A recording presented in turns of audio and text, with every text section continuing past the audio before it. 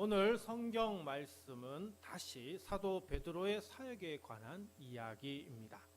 예수님의 수제자 베드로는 사도행전에 걸맞게 사도로서의 행적을 보여줍니다. 사도행전 2장에서 성령 체험을 한 베드로는 수많은 유대인들 앞에서 설교를 통해 3,000명을 죽게 인도하였습니다. 사도행전 3장에서 성전에 기도하러 가던 베드로는 평생 걷지 못한 사람을 고치는 기적을 일으켰고 이로 인해 예루살렘은 발칵 뒤집히게 됩니다. 사도행전 4장에서 베드로와 요한은 공회 앞에 서게 되고 당당하게 예수님이 바로 그리스도이심을 선포합니다. 사도행전 5장에서 다시 사도들이 붙잡혀 옥에 갇히지만 천사의 도움으로 풀려나게 되었고 새벽부터 성전에서 예수 그리스도를 전하다가 다시 공회에 서게 되지요. 다행히 베드로와 사도들은 처벌받고 풀려나게 됩니다. 이제 다시 오랜만에 베드로의 이야기가 나오는데요. 오늘 9장 32절 이하가 그 이야기입니다. 32절에 베드로가 사방으로 두루 다니다가 라고 시작하고 있습니다. 여기에서 사방은 유대 지역을 가리킵니다. 루따, 사론, 요빠 모두가 유대 지역에 포함된다고 말할 수 있습니다. 아직 베드로가 예수님의 말씀대로 이제 예루살렘과 온 유대에 예수 그리스도를 증거하고 있었던 것이죠. 베드로는 유대 지역을 두루 다니면서 주의 사도로서 놀라운 기적을 일으킵니다. 먼저 32절부터 35절에 베드로는 루따에 사는 성도 애니아라고 하는 8년 된 중풍병자를 예수님의 이름으로 고쳐줍니다. 또 36절부터 42절에서 베드로는 요빠에 살고 있던 여제자, 선행과 구제하는 일에 열심이었던 다비다라고도 하고 도르가라고 하는 이 여제자가 병들어 죽었다는 그 소식을 듣고 찾아가 다비다를 살리는 기적을 일으키기까지 합니다. 아니, 예수님의 제자인 베드로가 어떻게 이런 놀라운 기적을 일으킬 수 있을까? 예수님은 하나님의 아들이시니 기적을 일으킬 수 있는 것은 당연한 것 같은데 한낱 인간에 불과하고 예수님의 제자에 불과한 베드로가 어찌 이런 능력을 행할 수 있었던 것일까요? 그 이유는 예수님께서 베드로에게 능력을 주셨기 때문입니다. 또한 성령 하나님은 베드로가 이런 기적을 행하도록 도움을 주셨기 때문입니다. 자, 그렇다면 우리 주님은 왜 베드로에게 이런 기적을 일으키게 하신 것일까요? 베드로의 기적을 통해 우리에게 하시고자 하는 그 중요한 말씀은 무엇일까요? 오늘 이 시간에 세 가지를 함께 생각해 보고자 합니다. 첫 번째로 우리 주님은 우리를 낫게 하여 주신다 말씀합니다. 베드로는 예수님의 제자로서 예수님을 전하기 위하여 루따로 갔습니다. 마침 루따에도 예수님을 믿는 성도들이 있었죠.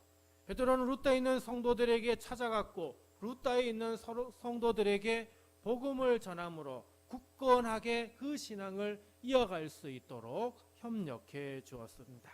그러다가 베드로는 루따에 사는 성도 가운데 중풍병으로 인해 8년 동안 침상에 누워 지내는 애니아라고 하는 이 사람을 만나게 됩니다. 이때 성령님이 베드로를 감동시켰을 겁니다. 34절로 이렇게 선포합니다. 베드로가 이르되 애니아야, 예수 그리스도께서 너를 낫게 하시니 일어나 내 자리를 정돈하라 한데 곧 일어나니. 베드로는 예수 그리스도의 이름으로 이렇게 선포하였습니다. 애니아야, 예수 그리스도께서 너를 낫게 하시니. 예수님께서 너를 어떻게 하신다고요? 낫게 하신다고요. 예수님께서 먼저 우리에게 얘기하고자 하는 것, 예수님께서 우리에게 말씀하시는 가장 중요한 것 중에 하나가 바로 우리를 낫게 하신다라고 하는 사실입니다. 낫는다에 해당하는 원어는 이아오마이라고 하는 단어인데요. 이 단어는 치료하다, 고치다, 회복하다 이런 의미를 가지고 있습니다. 즉 우리 주님은 우리가 온갖 질병에서 낫고 치유되고 회복되기를 원하신다라고 하는 것이죠. 예수님께서 본격적으로 활동하실 때 천국이 가까이 왔다라고 선포하시면서 가장 먼저 하신 일들이 바로 뭡니까? 아픈 사람들을 고치고 치유하는 일을 하셨습니다. 마태복음 4장 23절입니다. 예수께서 온 갈릴리에 두루 다니사 그들의 회당에서 가르치시며 천국 복음을 전파하시며 백성 중에 모든 병과 모든 약한 것을 고치시니. 예수님께서요, 하나님의 나라를 선포하시면서 하나님에 대하여 증거하시면서 함께 했던 것들이 바로 병자들을 고쳐주시는 그 일을 하였던 것입니다. 자, 예수님께서 어떤 사람들을 고쳐주었을까요? 나병 환자, 중풍병자, 열병에 걸린 사람, 귀신 들린 사람, 혈루증 여인, 이런 모든 사람들인데 이 사람들을 보면 전부 다 뭐예요? 불치병 환자들인 겁니다. 당시의 의학으로 도저히 고칠 수 없는 이런 사람인데 바로 이것은 무엇을 얘기할까요? 세상이 고칠 수 없는 병, 나라도 고칠 수 없는 병, 우리 주님은 고칠 수 있음을 말씀해 주고 있는 것입니다. 우리 주님만이 우리의 이 모든 질병을 고칠 수 있는 분임을 성경은 우리에게 계속해서 말씀해 주고 있습니다. 또 40절에서 베드로가 죽은 다비다를 향하여 다비다야 일어나라 라고 이렇게 이야기하고 있습니다. 자, 이렇게 얘기할 때 여기에는 이미 전제되어져 있는 것이 있죠. 그것은 바로 예수님께서 너를 죽음에서 낫게 하신다라고 하는 이 말씀이 먼저 전제되어 있다라고 하는 것입니다. 왜냐하면 죽은 사람은 일어날 수 있습니까? 죽은 사람은 일어날 수 없습니다. 살아 있어야만 본인의 의지로 일어날 수 있기 때문입니다. 그러므로 다비다야 일어나라 라고 말할 때 거기에는 이미 죽음이라고 하는 그 불치병에서 우리 주님이 낫게 하셨으니 이제 일어나라고 선포하고 있는 것이죠. 수많은 환자가, 불치병에 걸린 사람들이 의학을 통해서도 고침을 받지 못할 때 이들이 찾아가는 곳이 대체적으로 어디입니까? 하나님의 성전입니다. 이제 죽어가는 사람이 생명을 더 연장하고 싶어서 갈급한 마음으로 찾아가는 곳이 어디입니까? 하나님의 전 교회입니다. 다시 말하면 교회가 해야 하는 정말 중요한 사역 중에 하나가 바로 치유 사역이라 하는 것입니다. 교회는 아픈 이들이 찾아올 때 외면해서는 아니 됩니다. 교회는 아픈 이들이 찾아올 때에 병 낫기를 위해 함께 기도해야 합니다. 더 나아가 교회는 아픈 이들을 찾아가서 그들이 치유되도록 힘써야 하는 것이죠. 왜 그럴까요? 교회는 예수님이 세우셨고 예수님은 우리가 모든 병에서 고침받기를 원하기 때문에 예수님이 세우신 우리 교회는 아픈 분들을 위하여, 불치병에 걸려있는 이런 모든 사람들을 위하여 우리가 할 수 있는 최선의 도움을 주어야 하기 때문입니다. 목사가 해야 하는 사역 중에 하나가 바로 성도들을 위해 기도하는 겁니다. 그래서 저는 성도들에게 기도 제목을 달라고 요청을 합니다. 중보기도 작성지에 써서 기도 제목을 주셔도 되고 카톡이나 문자로 보내주셔도 된다고 그렇게 말씀을 드리죠. 저는 당연히 목사이기에 우리 성도님들이 기도 제목을 적어서 저에게 주면 얼마나 기쁘고 행복한지 모릅니다. 어려운 문제를 놓고 기도 제목을 주실 때, 특히 질병 중에 고통 중에 있는 이런 분들이 기도해달라고 요청할 때 저는 정말 감사한 마음으로 그분을 위하여 간절히 기도하고 있습니다. 예전에 제가 부목사로 있었던 여러 교회에서 여전히 저에게 기도 제목을 보내주시는 성도분들이 있습니다. 우리 교회 성도는 아니지만 그분들이 저에게 기도해달라고 기도 제목을 보내줄 때 저는 그분에게 너무나 감사한 마음을 가지고 그리고 그분을 위해 정말 간절하게 기도하고 있습니다. 저는 우리 교회 성도를 위해 기도하며 병이 낫고 고침받고 회복되기를 정말 간절히 원하며 기도하고 있습니다. 우리 성도님들 혹시 온갖 질병으로 고통 중에 있다면 우리 주님께 간절히 기도하시길 바랍니다. 우리 주님은 우리의 이 질병에서 온전히 낫기를 원하시기 때문입니다. 그리고 이 병 낫기를 위해서 혼자만 기도하는 것이 아니라 목사인 저와 그리고 우리 성도에게 기도해 달라고 요청하시기 바랍니다. 우리 주님의 치유하심이 우리 모두에게 임할 줄 믿습니다. 오늘날 수많은 사람이 육신적 질병으로 인해 고통 중에 있습니다. 육신적 질병뿐만 아니라 마음의 질병, 마음의 고통으로 인하여 힘들어하는 이들이 얼마나 많은지 모릅니다. 우리 교회 성도님 가운데도 또 우리 교회 성도님 그 가정 가운데도 가까운 친척 중에 친구들 가운데 직장 동료 가운데도 이런 분들이 있을 것입니다. 우리는 그분들을 위해서 믿는 성도로서 이렇게 이야기할 수 있어야 합니다. 내가 당신을 위해 기도하겠습니다. 내가 당신의 병이 낫도록 우리 주님께 기도하겠습니다. 내가 당신의 병이 나을 수 있도록 정말 진심을 다해 기도하겠습니다. 그러니 포기하지 말고 병이 낫도록 함께 기도하십시다. 사랑하는 성도 여러분, 우리 주님께서 우리 병이 낫도록 도와주실 줄 믿습니다. 물론 모든 병이 다 나을 수는 없습니다.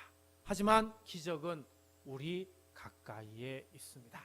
우리 주님의 놀라운 치유 기적을 경험하는 우리 모두가 되길 간절히 축원드립니다. 두 번째로 우리 주님은 우리에게 일어나라 라고 말씀하십니다. 다시 34절입니다. 베드로가 이르되 에니야야 예수 그리스도께서 너를 낫게 하시니 일어나 내 자리를 정돈하라 한데 곧 일어나니. 자, 베드로가 뭐라고 말했다고요? 예수 그리스도께서 너를 낫게 하시니 일어나 내 자리를 정돈하라, 이렇게 말씀하고 있습니다. 자, 일어나라 라고 하는 건 누가 하라는 걸까요? 애니야 자기 자신이 하라라고 하는 것입니다. 8년 동안 누워 있었던 애니야, 혼자의 힘으로 앉지도 못했던 그 애니야에게 일어나라 라고 하는 것은 주님께서 너를 이렇게 세워주는 것이 아니라 이제 주님께서 너에게 힘을 주셨으니 너 스스로 일어나라 라고 말씀하고 있는 것이죠. 그래서 정돈하라 라고 하는 것도 누가 정돈해야 되는 거예요? 애니야가 정돈해야 하는 것입니다. 애니야가 일어나서 직접 자기 자리를 정돈하라 라고 하는 것이지 다른 사람이 도와주라고 하는 것이 전혀 아닌 것이죠. 이때 어떤 놀라운 일이 일어납니까? 34절 끝에 이렇게 말씀합니다. 곧 일어나니. 애니야가 스스로 일어났다는 겁니다. 그리고 그 다음에 기록은 없지만 자기가 누워 있었던 그 자리를 정돈하였음에 틀림이 없습니다. 또 40절입니다. 베드로가 사람을 다 내보내고 무릎을 꿇고 기도하고 돌이켜 시체를 향하여 이르되 다비다야 일어나라 하니 그가 눈을 떠 베드로를 보고 일어나 앉는지라. 자, 이번에는 베드로가 죽은 다비드 앞에서 무릎 꿇고 기도하고서는 그 시체를 향하여 뭐라고 얘기했다고요? 다비다야 일어나라. 여러분, 죽은 사람이 일어날 수 있습니까? 죽은 사람은 일어날 수 없습니다. 그렇다면 베드로가 죽은 시신 보고 일어나라고 한 것은 무엇 때문일까요? 다비다가 예수님의 능력으로 스스로 일어나라 라고 말하고 있는 것입니다. 살리시는 것은 누가 하는 것일까요? 우리 주님이 하시는 것입니다. 그러면 일어나라고 할 때 일어나는 것은 누가 해야 하는 것입니까? 다비다가 해야 하는 것이죠. 그랬더니 어떤 일이 벌어졌다고요? 40절 하반절에 그가 눈을 떠 베드로를 보고 일어나 앉았다라고 말씀합니다. 눈을 뜬 것, 다시 살아난 것이죠. 다시 살아난 것은 누가 한 거라고요? 우리 주님이 하신 것이고. 그러면 베드로를 보고 일어나 앉은 건 누가 한 거라고요? 다비다가 한 것이다. 자, 여기에서 우리가 기억해야 할 것이 있습니다. 우리를 고치고 치유하시는 분은 누구입니까? 우리 주님이십니다. 우리를 살리시고 우리를 죽음에서 건지시는 분은 누구이십니까? 우리 주님이십니다. 그렇다면 다시 일어나 앉거나 자리를 정돈하는 것은 누가 해야 하는 것입니까? 바로 우리들 스스로가 해야 하는 것입니다. 주님께서 살리셨으니까 일어나는 것도 주님이 다 해달라고, 앉아 있는 것도 혼자 하기 싫으니 주님이 붙잡아서 도와달라고, 자리를 정돈하는 거 귀찮으니 주님이 대신해 달라고 이렇게 요청해서는 아니 된다는 겁니다. 우리는 우리가 할 수 있는 일을 해야 하는 것이죠. 우리 주님은 우리가 할 수 없는 일을 행하십니다. 우리는 불치병을 고칠 수 없지만 우리 주님은 우리가 겪고 있는 모든 불치병을 고쳐주실 수 있습니다. 우리는 죽음에서 스스로 살아 돌아올 수 없지만 우리 주님은 우리를 죽음에서 건져주셔서 다시 살아나게 하여 주십니다. 이처럼 우리 주님은 우리가 할 수 없는 일을 행하십니다. 그리고 우리 주님은 우리가 할 수 있는 일은 우리가 하시기를 원하십니다. 그것이 바로 뭐라고요? 다시 일어나라 라고 하는 것입니다. 34절과 40절에 일어나라에 해당하는 헬라어 원어는 아니스테미라고 하는 단어인데요. 어떤 자리에서 일어나다, 또 죽음에서 일어나다, 여기 모두에 사용되는 단어입니다.